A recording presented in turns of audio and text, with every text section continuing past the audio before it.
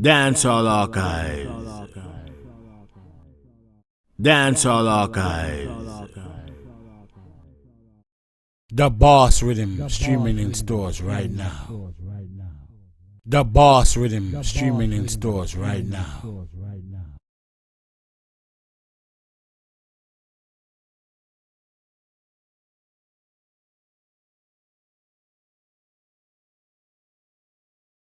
Have fun. Them doing more than a cup full, because it have to spill over full for a good joyous man. Yeah, you see. Let me play a tune from the start of the legacy, and then we go talk some things. Yes, you want to know the Red Fox?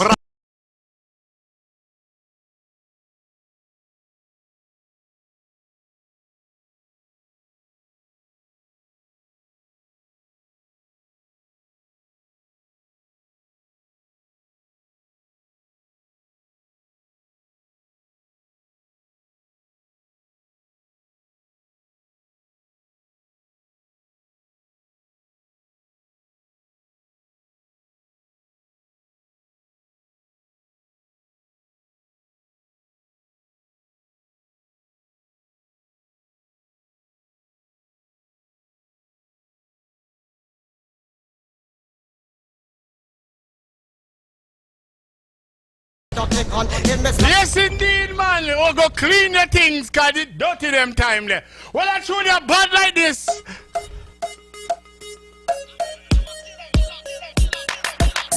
Good quality for necessary. Back up line, shut down, beat off, rock steady, y'all. Hand coming straight to you. I wanna well it is ordinary. Tell us if you wine body yam pose. Girl, if you wine body yam pose. Girl, if you sit up body, girl. Yes, that's why I'm not like IPUTA more time, you know. Cause give me a different read, but we can't vex, cause she wanna breathe, you see me? Yes, indeed. Yeah.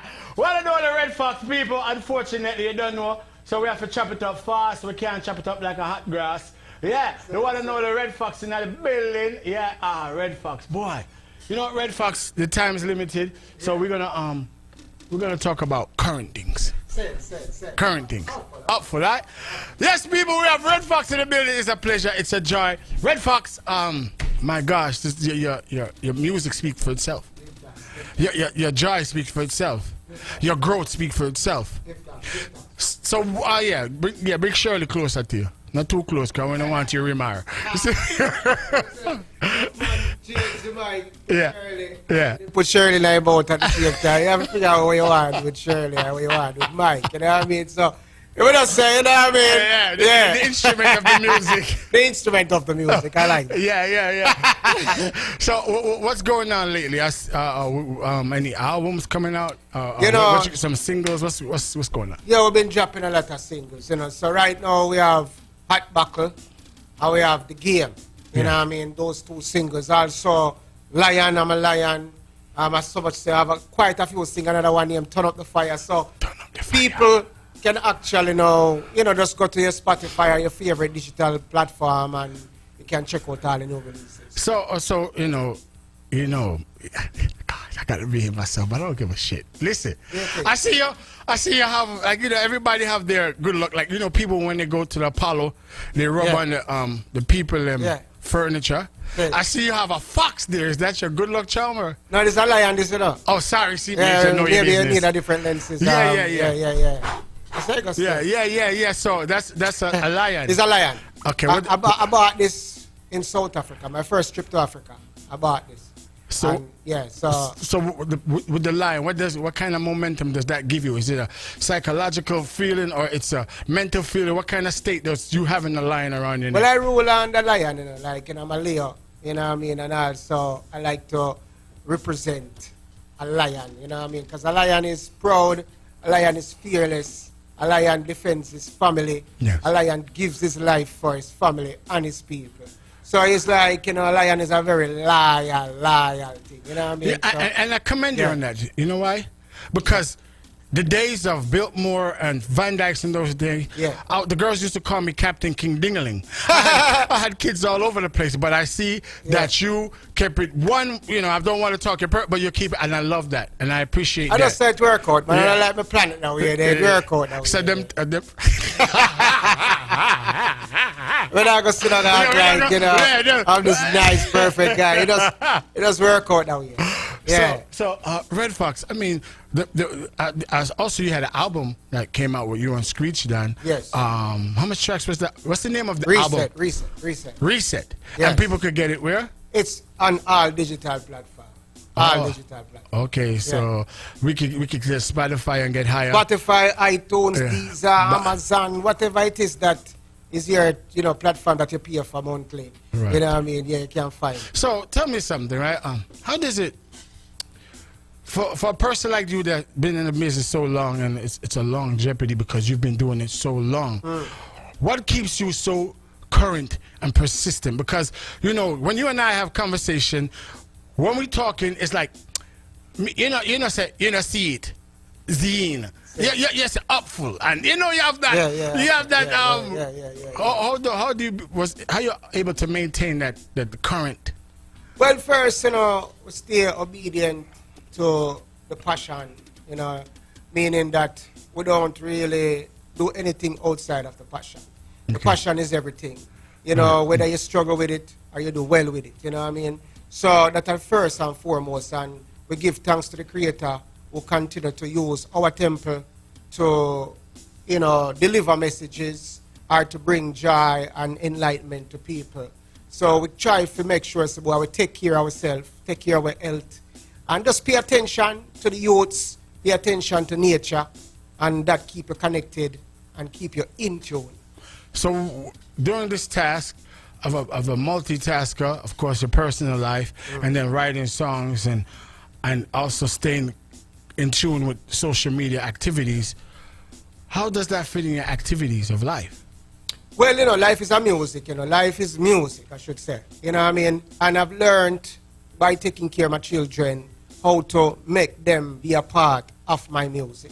Instead of saying that, you know, I'm going to categorize that over this and categorize that over this, or find a department or a compartment for that and that and that. Instead of me doing all of that, I make everything music. Right? Right. So, you know what I mean, when I write a song, and if my youth come to me stop and listen to him say.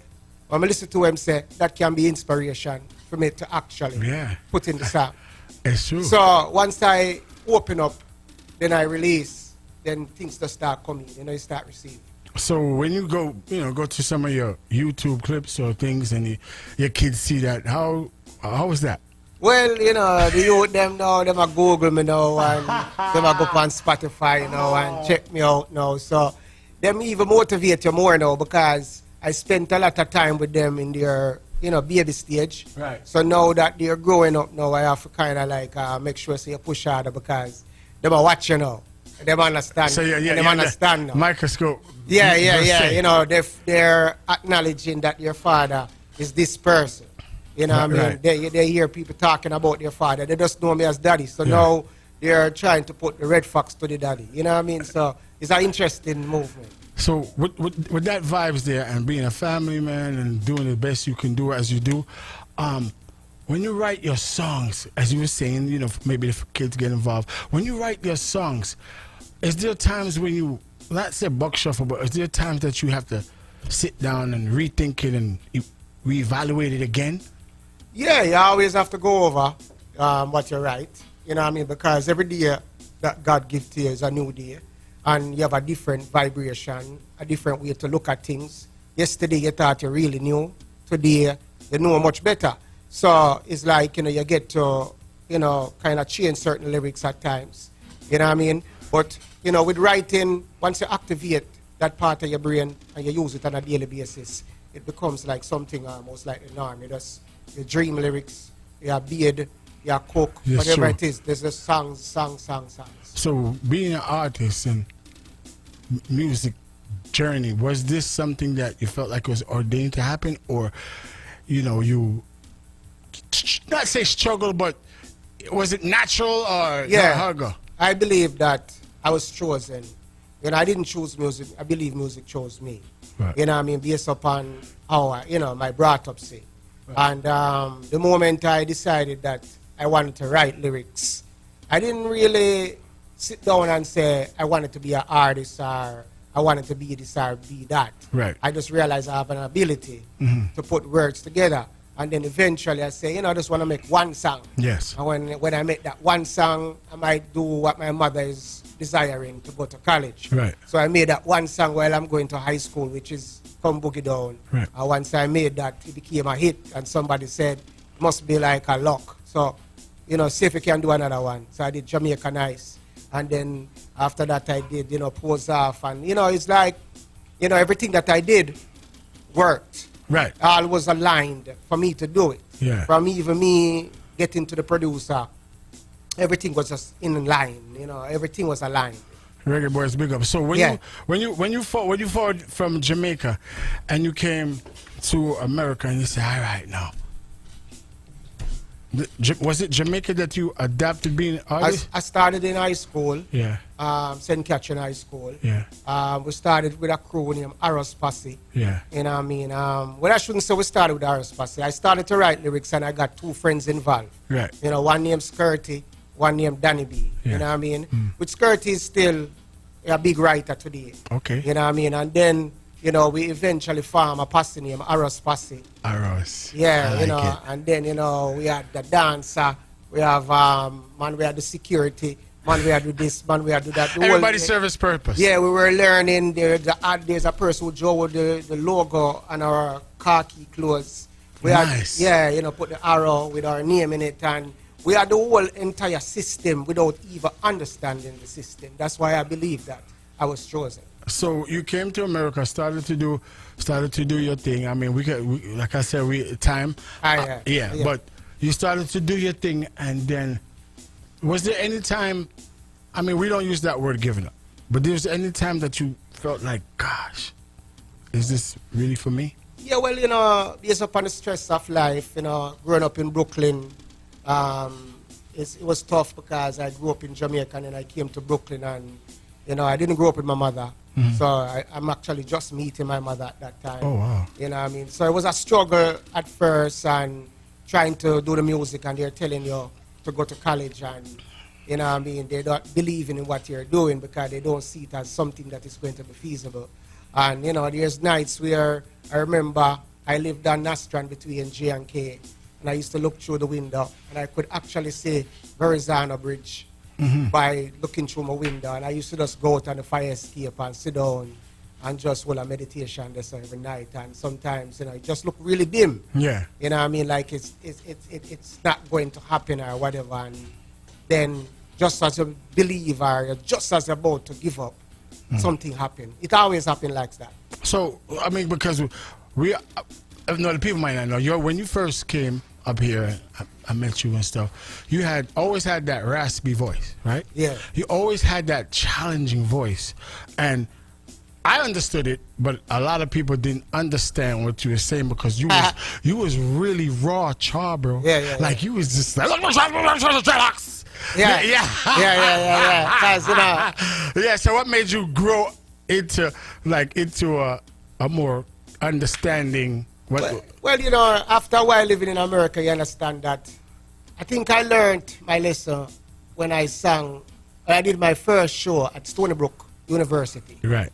I mean, a DJ for probably like a whole hour, and the people, they were just looking at me like, I couldn't understand why I wasn't moving there. Yeah. And then I realized that they didn't understand what I was saying. The crowd was all American. Yeah. And I was this country boy, because I come from country in Jamaica, from Brownsville, so my accent was really, really strong.